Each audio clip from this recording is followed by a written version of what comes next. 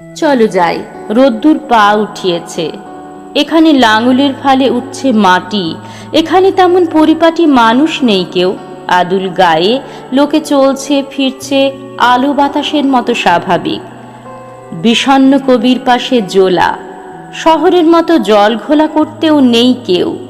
মানুষ সহজে ভালোবাসে, হাসে, কাঁদে, কষ্ট পায়। কষ্ট পেতে পেতে পাথর হয় না, পাথরের সঙ্গে কথা বলে এখানে অনেকে। গাছপালার সঙ্গে, শিকড় বাকড়ের সঙ্গে, ফুলের চেয়ে শিকড়ের সঙ্গেই এখানে সমঝোতা বেশি। মাটির কাছাকাছি থাকে বলেই গায়ে এদের কেমন সোঁদা সোঁদা গন্ধ, যা কেবলই মনে পড়ায় ভাটফুল, যজ্ঞডুমুর, দোলমঞ্চ আর দেবদারুর ফল, গরুর গাড়ির আলস্য আর মন্থর। এখানে মানুষকে খুব দৌড়তে দেয় না, বারণ করে, কেননা এইটুকু তো জীবন। অত দৌড়ঝাঁপে আলাদা কি পাবে? জীবন ছাড়া মৃত্যুকে পাবার জন্য তাড়াহুড়োর কোনো অর্থ হয় না।